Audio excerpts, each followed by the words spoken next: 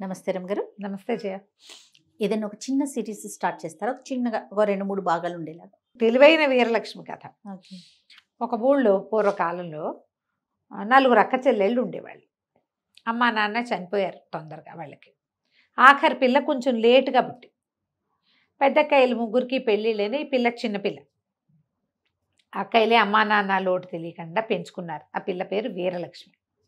Mukunda jewellers తెలంగాణలో మొట్టమొదటి factory outlet మన కొత్తపేటలో ఫిబ్రవరి 14న గొప్ప శుభారంభం. అయితే కొంతకాలం పోయి ఇక పిల్ల కొంచెం 11వ ఏడు 13వ ఏడు 12వ ఏడు వచ్చాక ఒక మంచి సంబంధం చూసి పెళ్లి చేశారు. వాళ్ళు కొంచెం దూరం పెళ్లి సంబంధం. సరే పెళ్ళి అయింది.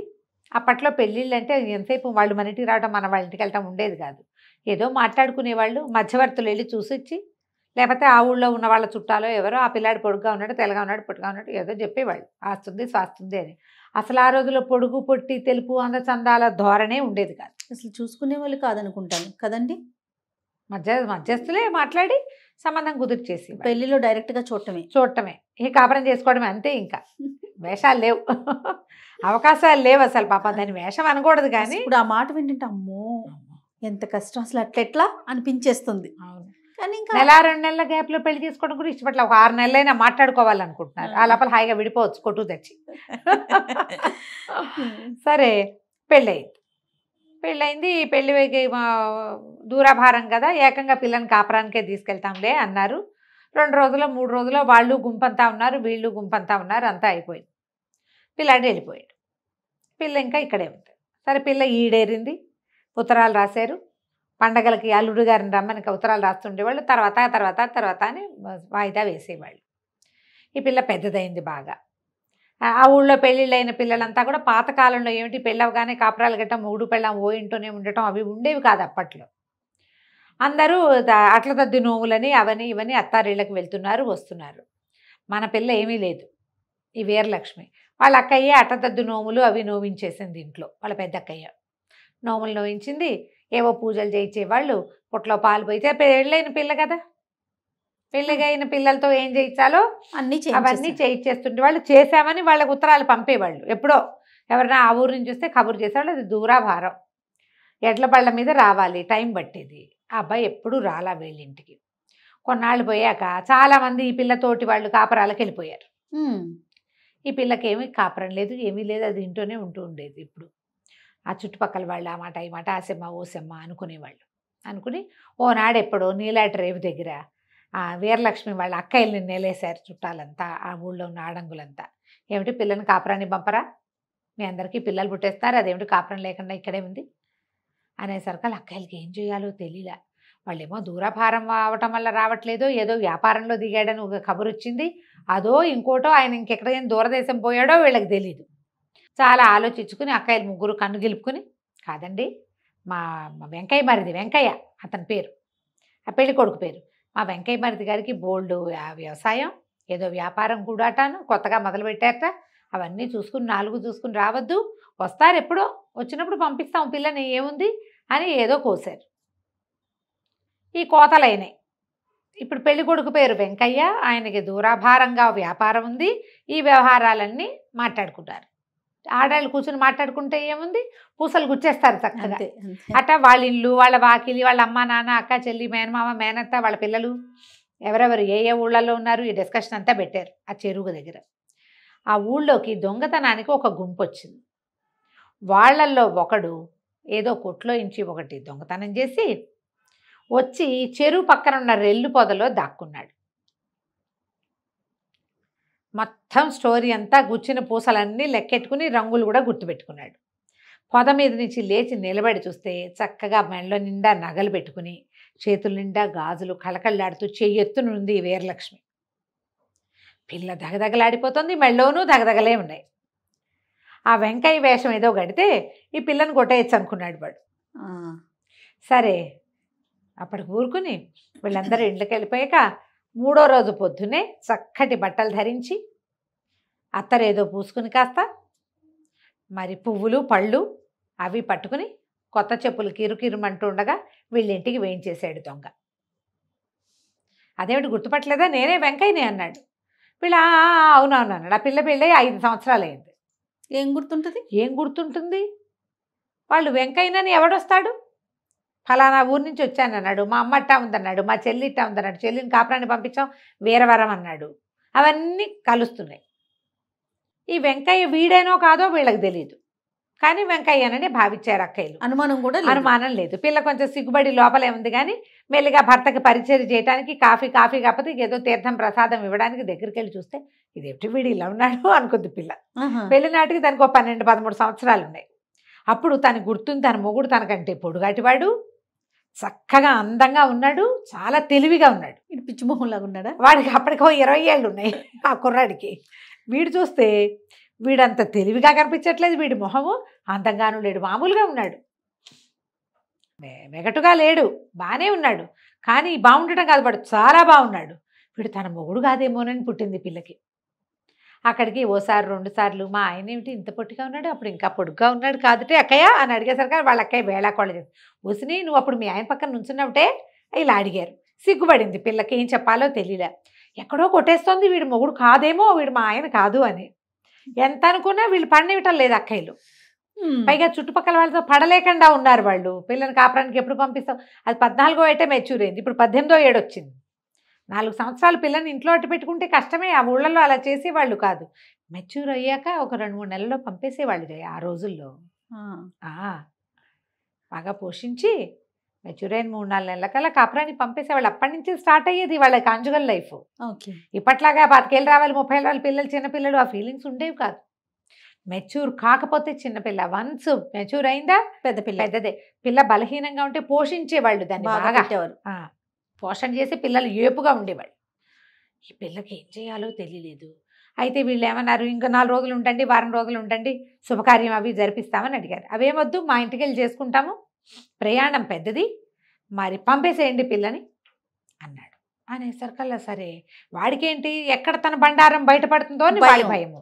సరే వీళ్ళు ఏం చేశారు, సామాన్లు అవి సర్దారు, పిల్లకి చక్కగా దాని బట్టలు గిట్టలు 2 మూటలు కట్టారు, నగా నాణ్యం అన్నీ పెట్టారు, పసుపు రాసి దానికి ఇది పెట్టి చలివిడి పెట్టి వాళ్ళు మొగుడుతోటి బయలుదేరి తీశారు. ఈ పిల్ల కొట్టేస్తూనే ఉంది. సరే ఏదో ఊరు అతను తీసుకెళ్తాడు అనుకున్నారు. ఓ బండి ఇచ్చారు, పాలేరుని పంపిస్తా అంటే పాలేరు అక్కర్లేదు, బండి ఉంటే చాలు అన్నాడు. నేను తీసుకెళ్ళిపోతాను, వచ్చేటప్పుడు ఎవరిదో బండిలో వచ్చా, మీరు బండి ఇప్పించానంటే ఊళ్ళో ఓ బండి ఇప్పించారు.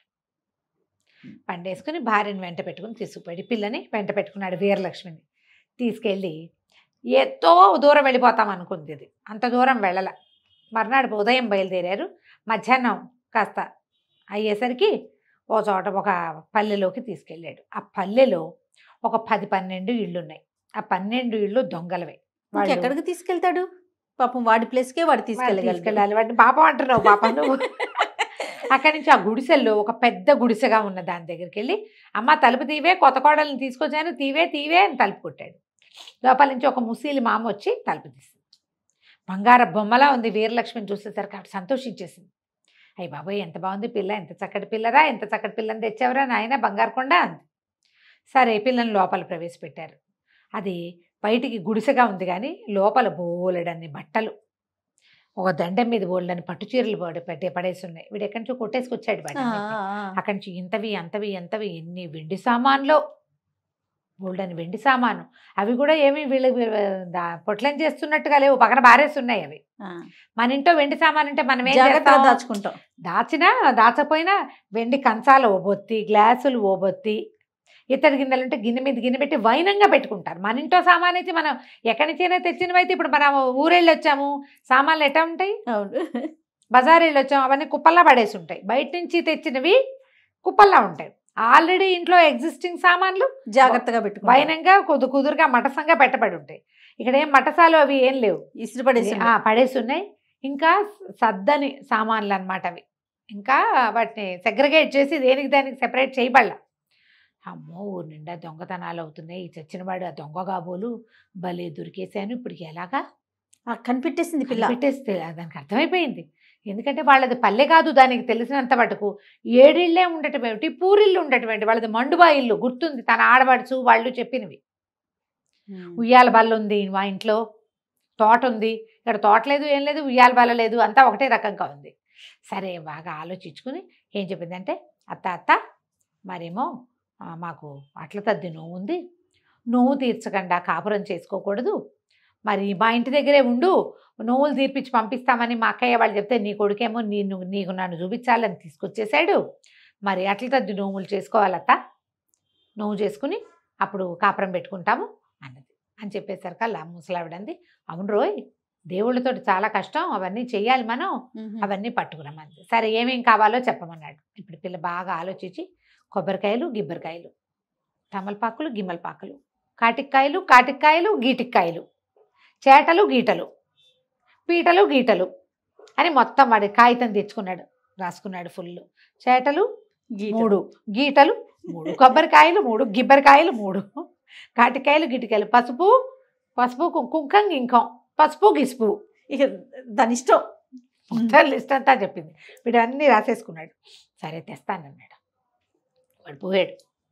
ఇదేం చేసింది పిల్ల, అటు ఇటు చూస్తుంటే అత్తగారు ఏవో పళ్ళు అవి తింటాను పెట్టి, మధ్యాహ్నం అయ్యేసరికి అలా అమ్మాయి నిద్ర వస్తుంది, నాకు తల్లో పేలమ్మా, మరి ఈయన పేరుంది నా దగ్గర, కాసేపు తలదువుతావు అంది. ఒక పిల్ల దొరికేసరికి తల దువ్వించుకుందాం అనుకుంది. సరే ముసలిది చూస్తే ముసలిదానికి కూడా చేతులు ఓగాదు ఓ రకం, ఇంకోగాదు ఇంకో రకం, ఏది ఈవెన్గా లేదు. అర్థమైపోయింది.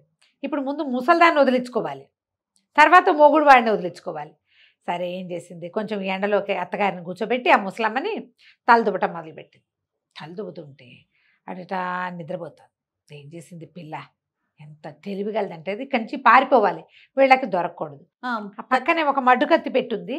పిల్ల కత్తి తీసి అత్తగారి, ముసలమ్మది, అత్తగారు అనకూడదు, అత్తగారు అంటే ఏదోగా వినపడు, అత్తగారు చంపేసిందా అంటావు ఇప్పుడు. అవునవును, చంపేసింది, కోసేసి ఏం చేసి అంతా నెత్తురుమయం.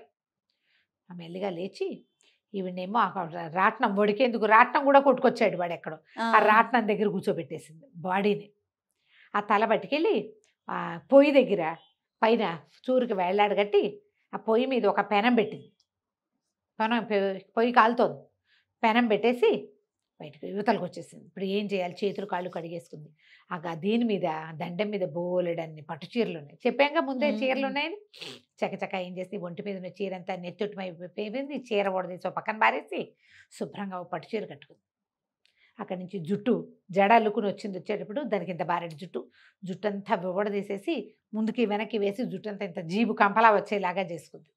ఇక అక్కడి నుంచి తను తెచ్చిన సామాన్లలో బండి దించుకుని సామాన్లు తెచ్చారుగా, అక్కయ్య వాళ్ళు పసుపు కుంకాలు ఇచ్చారు కదా, ఇంత పసుపు తీసి బాగా ముద్దలా కలిపి మొహానికి చేతులకి పట్టించేసుకుంది. పచ్చగా ఇంత కుంకం తీసి కుంకం పెట్టేసుకుని పక్క నుంచి ఒక వేప చెట్టు 4 వేప మండలు విరుచుకుని వేప మండలు పుచ్చుకొని ఇంటి వైపుకి నడవటం మొదలుపెట్టి వెళ్ళాలి. ఇది అంత పొద్దున్న బయలుదేరి మధ్యాహ్నానికి చేరారు, ఆ వైపుకి నడిచి వెళ్ళాలిగా ఇది. సరే అక్కడి నుంచి నడిచి వెళ్తుంటే ఈ లోపల మనవాడు వెంకయ్య ఉన్నాడుగా, వీడు కాస్త షాప్కి వెళ్ళి సామాన్లు అవి ఇవి కొనుక్కొచ్చాడు. ఆ కొనుక్కొస్తే వాళ్ళు కొబ్బరికాయలు అని ఇచ్చారు. గిబ్బరికాయలు నీ బొందా అన్నారు వాళ్ళు. కాటికాయ గీటికాయ ఏమిటి నీ బొందా అని తిట్టి ఒక షాపులో అయితే చెంపకాయ ఉంటాడు, ఏంటి పదే సతాయితో ఇచ్చిన బుచ్చుకెళ్ళు, నీ లిస్టు ప్రకారం ఇచ్చేసాం అన్నారు. దొంగ వెంకయ్య ఏం చేశాడు, సామాన్లు మోసుకొని వస్తున్నాడు. అప్పటికి కొంచెం చీకటి పడి, ఇదంతా మధ్యాహ్నం, అమ్మాయి ఎక్కడుంది, సాయంకాలం అయిపోయింది. ఆ సాయంకాలం కొంచెం ఏంటంటే చలికాలపు వేళ అవడంతో పొద్దు తొందరగా తిరిగిపోయింది. దూరం నుంచి చూస్తే వీడికి ఎవరో నల్లటి ఆకారం కనపడుతుంది, ఏమిటా అని చూస్తే ఇది గుర్తుపెట్టేసింది పిల్ల. సంచి మోసుకొస్తున్నాడు వీడేనని. శివం వచ్చినట్టు రాయట మోగటం మొదలుపెట్టింది ముందుకి వెనక్కి. చూతుంటే వీడు అయ్యి బాబోయ్ దెయ్యం కాదు రోయ్, దేవతల్లి ఉంది. దగ్గరికి వెళ్తే ఏముంది, ఆ మహంకాళి స్వరూపంలో ఉంది, పసుపచ్చగా మొహనిండా పూసింది, ఇంత బొట్టు, తర్వాత ఏమో జుట్టేమో వీరబోసుకుంది. పొద్దున ఏం చేసింది, బిగువుగా వేసుకున్న జడంతా ఊడదీసి జుట్టు విరబోసుకుంటే మనమే కొంతమందిని గుర్తుపట్టలేం. అక్కడి నుంచి వేప మండలు, పెద్ద శివం వచ్చినట్టు ఊతూ, ఏరా వెంకయ్య వచ్చావా, మీ ఆవిడ చెప్పిన సామాన్లు అన్నీ తెచ్చావా అని అరిచి కేకలు పెట్టేసరికల్లా, అమ్మో మా తల్లి ఎందుకు తేలేదమ్మా, తెచ్చానమ్మా, అన్ని సరుకులు తేలేదు, మా ఆవిడ ఇంత లిస్ట్ రాసింది, అందులో కొన్ని వచ్చినాయి కొన్ని రాలేదు అంటే, ఎందుకు తేలేదు, అవన్నీ తేకపోతే నా వ్రతం ఎట్ట పూర్తవుతుందిరా అని మళ్ళీ కేకలు పెట్టింది. తల్లి నువ్వు తలుచుకుంటే జరగందేముంది, అన్నీ దొరకాలని వరం ఇవ్వు, తెచ్చుకుంటానంటే అలాగే అవన్నీ ఇక్కడ పెట్టి నువ్వు వెళ్ళిపో అంది. వీడేం చేశాడు, సంచి మూసుకొచ్చాడుగా, ఆ మోసుకొచ్చిన సంచి కొబ్బరికాయలు, పసుపు కుంకాలు, వక్కలు, తమలపాకులు, అరటిపళ్ళు, ఆ తర్వాత ఏమో జాకెట్ ముక్కలు, కాటికాయలు, పసుపు కొమ్ములు అలాంటివేవో తెచ్చాడు, అన్ని వ్రతానికి చేటలు చిన్న చిన్నవి, అవంతా మూట అక్కడ పెట్టాడు. పెట్టి వెనక్కి వెళ్ళాడు. వెనక్కి వెళ్ళగానే ఈ పిల్ల ఏం చేసింది, ఇక లగెత్తింది మూట మోసుకుంటూ వెళ్ళిపోయి ఊరు చెరువు దాకా వెళ్ళిపోయింది. చీకటి పడిపోయింది, పరిగెత్తేసింది బాగా మూట మోసుకుంటూ. పల్లెటూరు పిల్లలకి ఏముంది, వాళ్ళకేం మూటల గిట్లు లెక్కే లేదు. ఆ మూట పక్కన పెట్టి చీర విప్పి పక్కన పెట్టి శుభ్రంగా మొహం అంతా బాగా కడుక్కుని బిగువుగా జడేసుకుని మళ్ళీ పట్టు చీర చక్కగా కట్టుకుని సామాన్లు మోసుకుంటూ రాత్రి వేళ ఇంటికి చేరింది. అక్కయ్య వాళ్ళు తెల్లబోయారు, ఇదేమిటే ఇట వచ్చావు, మీ ఆయన ఏడే అన్నారు. మా ఆయనకి పడిపోయినంత పని ఏదో వచ్చిందిట, అంచేత నన్ను ఏం చేశాడు, మళ్ళీ వెనక్కి నడిచొచ్చి నన్నేమో మన ఊరు చెరువు దగ్గర దిగబెట్టేశాడు ఊరు మగదల్లో. నువ్వు ఇంటికి వెళ్ళిపో, మన వ్రతం ఇది ఉంది కదా అట్లా తద్ది నోము, అదేమో నన్ను ఇక్కడే చేసుకోమని సామాన్లన్నీ కొనిచ్చాడు అని చెప్పేసరికి అక్కయ్యలకి ఈ విషయం చెప్పాల. చూస్తే పిల్ల చక్కగా మంచి పట్టు చీర కట్టుకుంది. వీళ్ళ దగ్గర అంతా మామూలు చీర, మామూలు వాళ్ళు ఏదో పర్వాలేదు, వీళ్ళు అంత ఖరీదైన పట్టు చీర పిల్లకి కట్టబెట్టాడంటే మరి బాగుంది. సరే సామాన్లన్నీ వచ్చేసినాయి, పండగ సామాన్లన్నీ, అట్టతది సామాన్లన్నీ. సామాన్లు లోపల పెట్టారు, పిల్లని లోపల తీసుకుపోయారు. అదేదో కాస్త వాళ్ళ అమ్మ అక్క వాళ్ళ అన్నం పెడితే ఓ మొద అన్నం తిని పడుకుంది. కానీ దాని భయంగానే ఉంది, ఏమైపోతుందో అన్ని. ఈ లోపల ఈ పిల్ల ఇల్లు చేరే సమయానికి వాడు కొట్ల అన్ని దగ్గరికి వెళ్ళి అన్ని చోట్ల గీటికాయలు కొబ్బరికాయలు గిబ్బరికాయలు గీటికాయలు కుంకం గింఖం అన్నది ఇచ్చింది కదా, గింఖం గిసుపు ఇలాంటివి అడిగి అందరితోటి తిట్లు, కొన్ని చోట్ల చెంపకాయలు తిని బతుకు జీవుడా అని మళ్ళీ చెరువు దగ్గరికి వచ్చి చూస్తే ఏముంది, ఆ చెరువు పక్కన సామాన్లు లేవు, దేవత లేదు. అయ్యయ్యో వరం ఇస్తుంది అనుకుంటే మన సామాన్లన్నీ కొట్టుకుపోయిందే, దిందుంపదగా ఎవడో వేషం వేశాడు, నాకు తెలియలేదనుకుని సరే ఇంటికి వెళ్ళిపోదాం, ఈ సంగతి రేపు పొద్దున్న చూద్దామని ఇంటికి వెళ్ళాడు. ఇంటికి వెళ్ళేసరికి వాడింటికి వెళ్ళేసరికి రాత్రి అయిపోయింది. ఇక అక్కడి నుంచి తలుపు కొట్టాడు. అమ్మ తలుపు తీవే అన్నాడు. ఈ లోపల ఈ పిల్ల ఏం చేసింది, పొయ్యి వెలిగించి పొయ్యి మీద పెనం పెట్టి పైన అత్తగారి ముసలమ్మ తల వేలాడేసిందిగా, రక్తం పడుతుంది దాని మీద, చుయ్యి చుయ్యి అని చిన్న చిన్న శబ్దం వస్తుంది. ఏదో నెత్తురు కాలిన వాసన వేరే రకంగా వస్తుంది. వీడు చుయ్యమని శబ్దం వస్తే అమ్మ ఏమన్నా అట్లు పోస్తుందా, ఏం చేస్తోంది, కోడలికి ఏమన్నా వండి పెడుతోందేమో, కోడలు ఇంతకాలానికి దొరికిందని. తీవే తలుపు, కొత్త కోడలు నువ్వు కలిసి వండుకు తింటున్నారా, తీవే అని తలుపు తోశాడు. తొయ్యబడలేదు. విసురుని తోసేసరికల్లా ఆ పక్కనే రాట్నానికి ఆనించుంది తల్లి శవం, మొండం పెట్టింది కదా అక్కడ. తలుపు దభేల్మని తెరుచుకుని ఆ రాట్నం కాస్త ఒక్క విసురుని అంత ఎత్తున ఎగిరిపడి ఆ ముసలమ్మ శవం గుమ్మానికి అడ్డగబడి వీడు నిర్ఘాంతపోయాడు. ఏది అమ్మ తల్లేదు, శరీరం తెలుస్తుంది తల్లిదని. అమ్మ వెలుగు ఏదో చిన్న దీపం ఉంది వాళ్ళ ఇంట్లో, ఎక్కువ వెలుగేం లేదు, ఏదో బయట ఉన్న వెన్నెలు వెలుగు. వాడికి అర్థం కాల. గబగబా ఆ దీపం ముట్టించాడు. ముట్టిస్తే ఇంకేముంది, మెడలేదు తల్లి. అక్కడి నుంచి పరిగెత్తుకుంటూ అటు ఇటు ఏదో చుయ్యమంటోంది. ఏమిట్రా అని చూస్తే పొయ్యి వెలుగుతోంది, సన్నగా మండుతోంది. ఆ పైన ఏమో పెనం పెట్టుంది, పైనుంచి తల్లి సేవ. అమ్మ బాబోయ్, వీరలక్ష్మి చేసింది ఇంత పని, రాకాసి మొహంది. పిల్ల ఉఠావుగా ఉంటే బాగుంటుంది అనుకున్నాను, దీంతో ఇది ఇంత పని చేసింది. అయ్యే బాబోయ్, ఇంకేమైనా ఉందని ఆ తల్లి మొండేమో సేవ తలా కలిపి ఓ పక్కన పెట్టాడు. ఫ్రెండ్స్ని అందరినీ కేకేశాడు. వీరలక్ష్మి దొంగ మొహాన్ని ఇంత పని చేసింది, మన కొంప ముంచేసింది. రేపొద్దున మా అమ్మకి ఉత్తరక్రియలు చేసుకోవాలని తెల్లవారే తల్లికి ఉత్తరక్రియలు చేశారు. ఉత్తరక్రియలు చేసిన తర్వాత ఏం చేశారు, సరే చీకటి పడింది. సాయంత్రం అయిపోద్ది. ఈ కథ అంతా అయ్యేసరికి చీకటి పడి, ఒకవేళ పిల్ల వెనక్కి చేరిపోయిందేమో, వాళ్ళ ఇంట్లో ఏం చెప్పిందో, అసలు పిల్ల ఇంట్లోకి చేరిందో లేదో ముందు చూద్దామనుకున్నారు. 6 దొంగలు వాళ్ళు. వీళ్ళు గొడ్లని కాసుకుంటూ ఉంటారు. ఆవులు ఉన్నాయి వాళ్ళకి పుష్కలంగా. ఆవులు కాసుకుంటూ చుట్టుపక్కల ఊళ్ళ చుట్టూతా తిరిగి ఎవరింట్లో వెసులుబాటుగా ఉంటుందో చూసుకుని అక్కడ దొంగతనం చేస్తారు. మామూలుగా వాళ్ళు పశువుల కాపర్లలాగానే కనపడతారు. ఆవులు మేపుకుంటూ తిరుగుతారు. ఆ ప్రాంతాల్లో ఎవరైనా ఒంటరిగా నడిచెళ్తున్నారనుకో వాళ్ళని లూటీ చేస్తారు. అది వాళ్ళ స్టైల్ అన్నమాట. సరే ఏం చేశారు, ఈ 6 మళ్ళీ బయలుదేరారు. 5 యువతల నుంచున్నారు. ఈ వెంకయ్య వెళ్ళి ఇలా ఇంటి దగ్గర దాకా వెళ్ళాడు. ఆ అమ్మాయి గది తెలుసు వాడికి, ఎందుకంటే 3 రోజుల ముందు ఇంట్లోకి వచ్చాడు, చూశాడు. అయితే ఆ అమ్మాయి గదికి, ఆ పిల్ల లోపల భాగంలోకి వెళ్ళాక ఒక పక్క నుంచి వెళ్ళొచ్చు, పెడగా ఉంది ఆ గది, కిటికీ ఉంది. ఈ పిల్ల ఏం చేసింది, తెల్లవార్లు ముందు రోజు రాత్రి నిద్రపోయింది. ఈ రాత్రి దానికి భయం పట్టుకుంది. వీళ్ళేమి చడి చప్పుడు కాకుండా ఉన్నాడేమిటి, వచ్చి ఇంటి మీద పడతాడేమో, వాడే మొగుడని వీళ్ళు అనుకుంటారు. ఇది కాదని చెప్పాల, భయపడిసేస్తారని. ఏం చేస్తారో అని ఏం చేసింది, రాత్రి ఒక ఇంత పిడిబాకు ఒకటి దగ్గర పెట్టుకుని కూర్చొని ఉంది కిటి గదిలో. సరే చూస్తూ ఉంది, ఏదో సందడి అవుతుంది. అక్కయ్యలంతా నిద్రపోయారు. ఇది భయంతో ఉన్న వాళ్ళకి నిద్రలు నిద్ర పట్టవు. వస్తది. చీమ చిట్టుకుమన్నా మెల్లిగా కిటికీ దాకా వెళ్ళి చూసొస్తాం. సరే ఒక మనుషులు చేరారు గుంపుగా, అది తెలిసింది చెట్ల చాటున ఉన్నారని. ఒక మనిషి తన ఇంటి వైపు నడిచి రావటం కూడా చూసింది. ఈ అమ్మాయి గది ఇది. వాడు ఏం చేశాడు, ఇట్లా కిటికీకి మొహమానికి, చీకట్లో ఎట కనపడుతుంది మనకి, బాగా చూస్తే కాసేపటికి కను వెలుగు ఏర్పడి మనకు అక్కడ ఏముందో తెలుస్తుంది. అవును. ఫస్ట్ టైం చూస్తే చీకటి గుయ్యారంగా ఉంటుంది, సైన్స్ అంతేగా. అంతేగా. వీడేం చేశాడు, కిటికీకి మొహమానించి చూస్తున్నాడు. చూస్తుంటే ఇది ఏం చేసింది, చటుక్కున ఈ పక్క నుంచి ఆ చాకు పెట్టి ముక్కు తెగ్గొచ్చు. అయ్యో. వాడు ముక్కు మూసుకొని లబో దేబో అనుకుంటూ అరిస్తే పట్టుపడిపోతారు. ఇలా చేయి చూపించాడు. చేయి చూపించేసరికి వాళ్ళలో ఒకడు పరిగెత్తుకొచ్చాడు, ఉందా ఉందా ఉందా అని. వీడు ముక్కు పుచ్చుకుని అవతలకు నడిచే లోపల రెండో వాడు మొహమాని ఇచ్చాడు, వాడు ముక్కు కోసేసాడు. 6 ముక్కులు దిగిపోయినాయి. 6 ముక్కులు పడ్డాయి ఇంట్లో.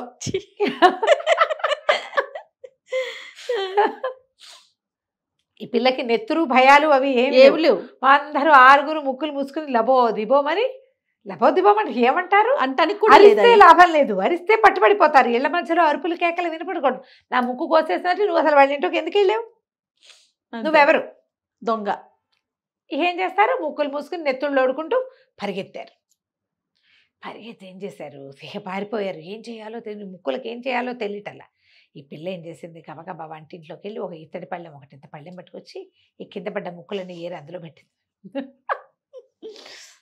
రాకాసిది మనిషి కాదనమాట. అక్కడి నుంచి తెల్లవారేశారు కల్లా వాళ్ళ అక్కయ్యకి చెప్పింది, అక్క కొంచెం బజార్లోకి వెళ్ళి పని ఉంది, మా ఆయన ఏవో డబ్బులు ఇచ్చాడు, ఏవో కొనుక్కోమన్నాడు, మరి నేను వెళ్ళొస్తానని. అక్కయ్య వాళ్ళు వంటింట్లో పనిలో ఉండగా ఇది ఏం చేసింది, తలకి వాటికి రంగు వేసుకుని కొంచెం తెల్లగా కనపడేలాగా ఒక పాత చున్నీ అంటే పాత ఓణి ఒకటి నెత్తి మీద కప్పుకొని ముసిలిదానిలాగా నడుచుకుంటూ ఈ ముక్కులకి ఉప్పు కారం పట్టించి ఉప్పు కారం పోసింది పళ్ళెలో, వాటిలలో అద్దేసి ఆ ముక్కులు మోసుకుని పోయింది పళ్ళెం. పట్టుకెళ్ళి ఏం చేసింది, బజార్లో ఎక్కడ ఏ పక్క దారి అయితే వీళ్ళు గొడ్లు ఈ అమ్మాయిని దారికి తీసుకెళ్ళాడో వాళ్ళ ఇంటి వైపుకి, ఆ వైపుకి తిరగటం మొదలెట్టింది. ముక్కులు బాబు, ముక్కులు మంత్రించిన ముక్కులు ఎవరు కావాలంటే వాళ్ళు అంటించుకోవచ్చు, క్షణాల్లో పెరిగిపోతుంది ముక్కు. పొట్టి ముక్కు వాడు పెట్టుకోవచ్చు, ముక్కు లేని వాడు పెట్టుకోవచ్చు అని కేకలు పెట్టడం మొదలెట్టింది. అక్కడ ఒక చెరువు కట్టుంది. వీళ్ళు రాత్రి ముక్కులు ఓడుతూ ఏం చేస్తారు, మొహాలు కడుక్కోవడానికి చెరువు దగ్గర దిగి ఉంటారు. పొద్దున్న 9 అయింది. ఈ ముక్కులతోటి ఏం చేసుకోవాలో తెలియటం, అందరు మొహాలు ఇట కప్పుకుని తిరుగుతున్నారు. ముక్కిడి కనపడుతుంది కదా ముక్కు దిగిపోతే. అక్కడి నుంచి ఒకడు విని ఏమిటో ముక్కులు అమ్ముతుందిరా ముసిలిది, ఏమిటో చూద్దామని ఒకటి దగ్గరకు వచ్చాడు. ఏమిటవ్వా ఇవి అన్నాడు. ముక్కులనైనా మంత్రించిన ముక్కులు, మాంత్రికుడు ఒకడు మంత్రించి ఇచ్చాడు, వీటికి ఏం లేదు, చక్కగా గుగ్గిలను ధూపం వేసి ముక్కు గతికించుకుంటే ముక్కు వచ్చేస్తుంది. ముక్కు అంటుకుపోయి చక్కగా పెద్ద పెద్ద ముక్కులు వస్తాయండి. అనగానే ఎన్ని ఉన్నాయి లెక్కెట్టాడు, 6 ఉన్నాయి. కరెక్ట్గా 6 సరిపోయాయి. వాడు ఆ పళ్ళెని తీసుకుని పరిగెత్తుకుంటూ వెళ్ళి స్నేహితులందరికీ పడుకోరే పదండ్రా గూడెం వైపుకి, అక్కడికి పోదాం, మన చెరులో మొహాలు కడుక్కుని దీని గుగ్గిలం, ఇల్లు ఉండద్దు గుగ్గిలం పొగేయాలంటే, గుగ్గిలాలు పొగలు రోడ్ల మీద రావు, అంతేగా మొహాలు అయితే కడుక్కోగలరు ఏ చెరువు దగ్గర. అక్కడి నుంచి పోయి ఇంటికి వెళ్ళి గబగబా పొయ్యి రాజేసుకుని ఒక కుంపటి రెడీ చేసుకుని దాంట్లో మొహాలు కడుక్కొచ్చి గుగ్గిలం వేసి ఈ ముక్కులన్నిటికీ గుగ్గిలం పట్టించారు. పొగ పట్టించి తలా ఒక ముక్కు తీసి అంటించుకున్నారు. వీళ్ళకి ఆల్రెడీ ఇక్కడంతా పుండుందా, దీనికేమో ఉప్పు కారము, అదనంగా గుగ్గిలము. ముక్కుకు తగిలేసరికి ఆ పుండు కాస్త భాగ్గుమని మండిపోయి కేకలు పెట్టి ఏడ్చి శోకాలు పెట్టేశారు అందరూ. ఏం చేయాలో తెలియదు, బయట పారేశారు. ప్రతివాడు చూసుకున్నాడు, ఒరేవి మన ముక్కులైనా లేవున్నారు, అయ్య బాబోయ్ రాకాసి మన ఎంత పని చేసింది గుర్తించారు. ఇవాళ రాత్రి దీనంతు చూడాలి. పగలు ఏం చేయలేరు వాళ్ళు, పగలు వాళ్ళ వల్ల కాదు, రాత్రి దీనంతు చూద్దాం అనుకున్నారు. సరే పిల్ల ఆ పూటకి అయిపోయింది, ఇంటికి వెళ్ళిపోయింది. మళ్ళీ ఓణి మామూలుగా వేసేసుకుని తలకంటిన ముగ్గంతా దులిపేసేసుకుని ఇంట్లోకి వెళ్ళిపోయింది. సరే అక్క ఇంకా ఇప్పుడు హ్యాండిల్ చేయలేనేమో అని అనిపించడం మొదలెట్టింది.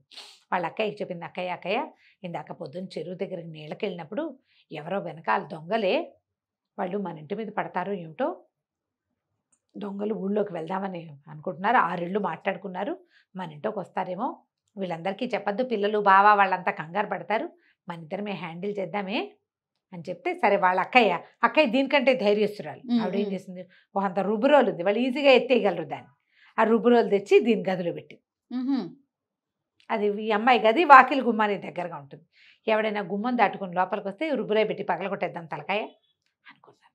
సరే అక్క చెల్లి ఇద్దరు మెలకుగానే ఉన్నారు. ఇంటిల్లి పాది నిద్రపోయారు. రాత్రి అయ్యేసరికి వెంకయ్యకే ఈ ఇల్లు ఆనుపాను తెలుసు, ఆ పిల్ల గది ఎక్కడుందో తెలుసు.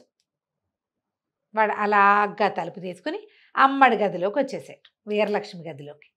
ఈ గదిలోకి రావటం ఏమిటి, వాళ్ళ అక్క చెల్లి ఇద్దరు కలిసి ఆ రుబ్బు రోలు పెట్టి నడ్డి మీద ఒక్కటి పెట్టారు.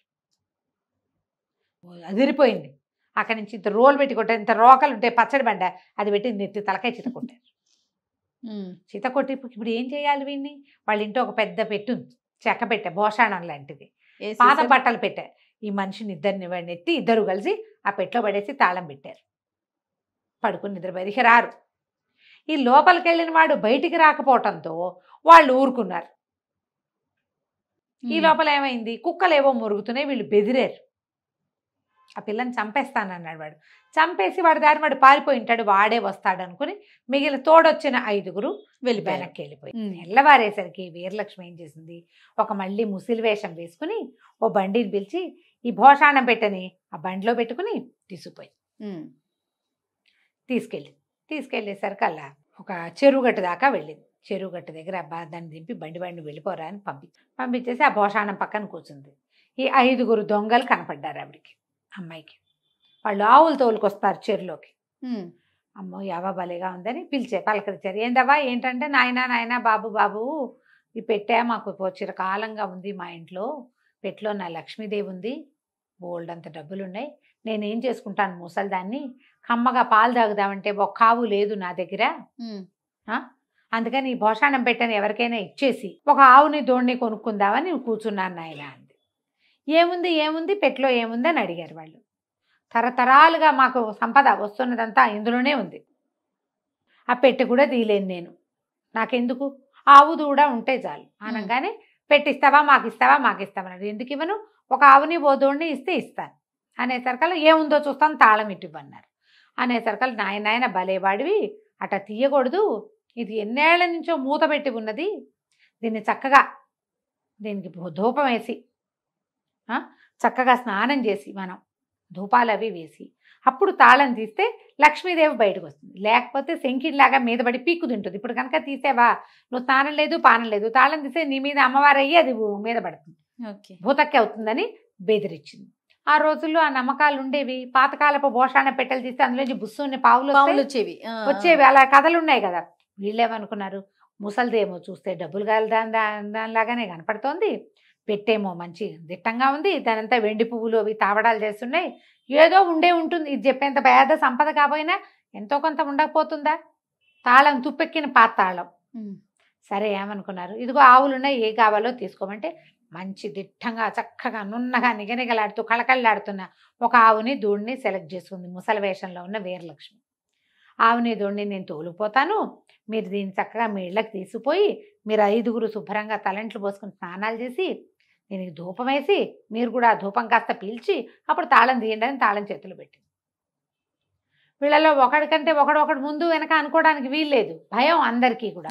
వాళ్ళు భోషాణం పెట్టి మోసుకుంటూ పోయారు. వాళ్ళ దగ్గర బండి లేదు, భోషాణం మొయ్యాలి మోసుకెళ్తూ ఉంటే ఏమైంది, కాస్త ముందుకెళ్ళేసారు కదా, అబ్బాయి ఏంట్రా ఇంత బరువుగా ఉంది, బరువు ఎక్కుతుందా ఏమిట్రా అనిపిస్తోంది వాళ్ళకి. ఇంకా ఇంకా ఇంకా ఇంకా ముందుకు తీసుకెళ్లారు. ఇంకా కొంచెం ముందుకు తీసుకెళ్తే విసుగు పుట్టేసింది, మొయ్యలేపోయారు. అమ్మో ఇందులో ఏం భూతం ఉందోరా, ముసలిది మనని మోసం చేసింది, ఏ భూతం ఉండుంటుంది, ఇంకా ఇంకా బరువు పెరిగిపోతుంది, దీన్ని ఇక్కడే పారేద్దామని వదిలేద్దామనుకున్నారు. ఒకడు వదిలేసి ఒకడు పట్టుకుని ఆ పెట్టె కాస్త అడ్డదిడ్డంగా పడి తపక్కమని ఆ తాళం ఓపెన్ అయిపోయింది. తాళం ఓపెన్ అయిపోయేసరికల్లా అది పక్కకి ఒరిగిలి పడింది. తాళం తెరుచుకునేసరికల్లా అది గొళ్ళెం పెట్టి తాళం పెట్టింది. ఆ గొళ్ళెం తెరుచుకుని ఆ లోపల ఉన్నవాడు తల కింద పక్కన పడ్డాడు. పడంగానే వాడికి మెలకు వచ్చింది. మెలకు వచ్చి తోసేసరికల్లా కాస్త అటు ఇటు కదిలేసరికల్లా తలుపు మూత తెరుచుకునేసరికల్లా కెవ్వు మరి కేక పెట్టాడు. ఒక్కసారి వెలుగు కనపడేసరికి స్పృహ తప్పి ఉన్నవాడు కదా, కేక పెట్టేసరికి అయ్య బాబోయ్ ఇంకేముంది, ఆ భూతం బయటకు వచ్చేసి ఇలాగెత్తండి రా అని 5 పరిగెత్తారు. వీడు స్పృహలోకి వచ్చి చూసుకుంటే తనే ఎక్కడో రోడ్డు మీద ఉన్నాడు. అది చూస్తే చెరువుగట్టు దాటినట్టు కనపడుతోంది. ముందు పరిగెత్తేవాళ్ళు తన ఫ్రెండ్సే. ఆవులన్నీ కకావికలుగా ఎవరి బయట దారిని పరిగెత్తేస్తుంది. వీడు పరిగెత్తుంటే ఆవులు పరిగెత్తావు ఒరే ఒరే ఆగండ్రా ఆగండ్రా మీ దుంపల దగ్గర వీడు ఎంత అర్చన అయ్య బాబోయ్ వెంకయ్య గొంతుతో పిలుస్తోందిరా పిశాచం ఇంకేముంది అని పరిగెత్తారు. వాళ్ళ వెనకాల పడి వీడు పరిగెత్తడం మొదలెట్టాడు. ఎంత పరిగెత్తినా వాడు వీడికి అందలా. కానీ ఆ పరిగెత్తే 5గురిలో ఒకడికి రాయేదో తగిలి వాడు దెబ్బేళ్ళని ముందు పడ్డాడు. పడగానే వీడు పరిగెత్తుకుంటూ వెళ్ళి వాడిని కావిటేసుకున్నాడు వెంకయ్య. ఒరే మీ దుంపల దగ్గర ఎందుకు పరిగెడుతున్నారా, నేను వెనకాల నుంచి కేకేస్తుంటే తల పోటెత్తిపోతోంది, ఏదో తగిలింది నెత్తికి, వీపులు నొప్పిగా ఉంది, నేను ఎంత పరిగెత్తినా ఆగి చావరేరా మీ మొహాలు మండ అని తిట్టడం మొదలెట్టాడు.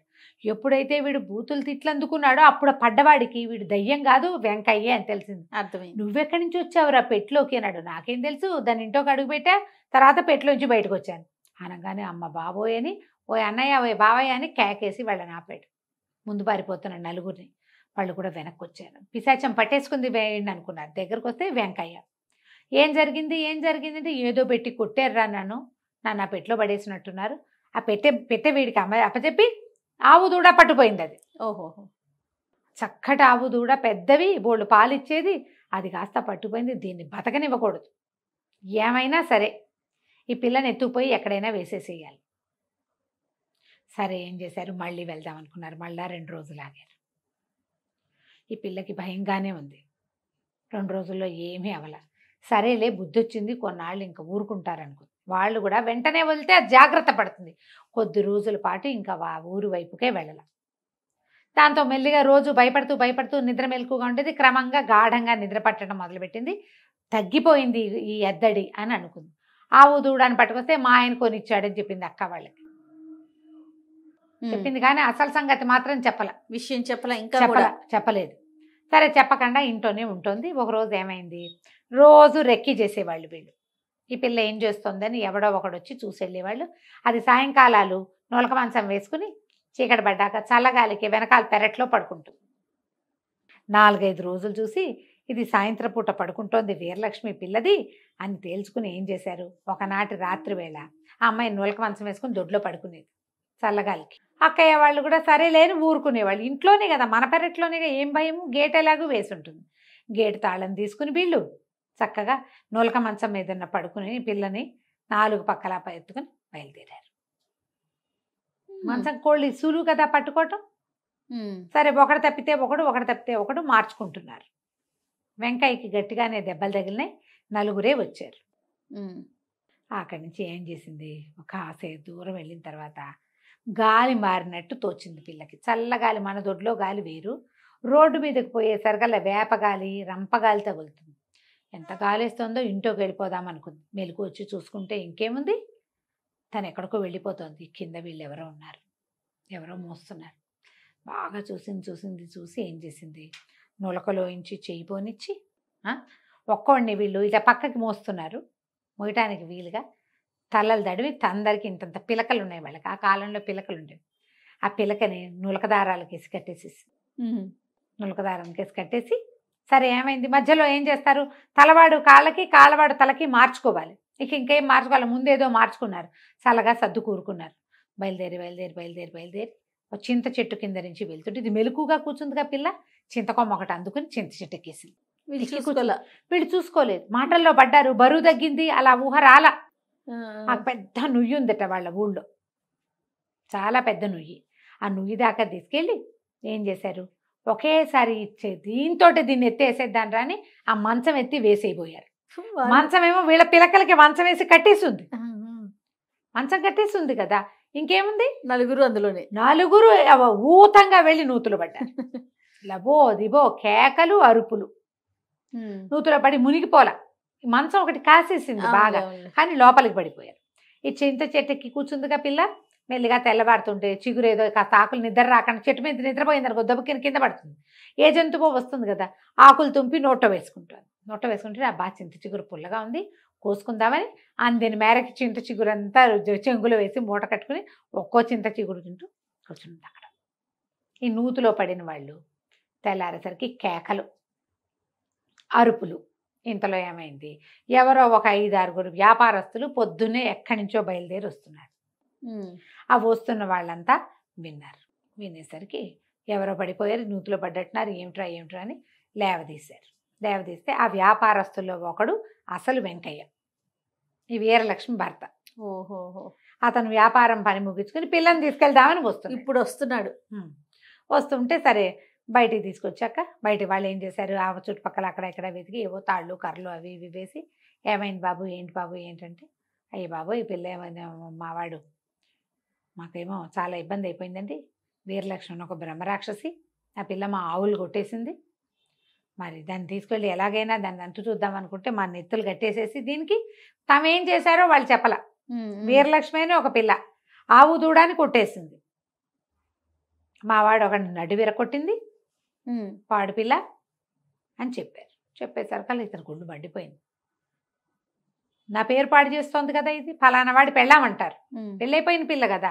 అక్కడి నుంచి ఏమైంది, ఇక్కడ వ్యవహారం వీళ్ళందరినీ పిలకలు అవి ఓడదించి తలా ₹1 కాసు పెట్టి, సరే నేను ఇంటికి వెళ్ళి కనుక్కుంటానని ఇంటికి వచ్చాడు.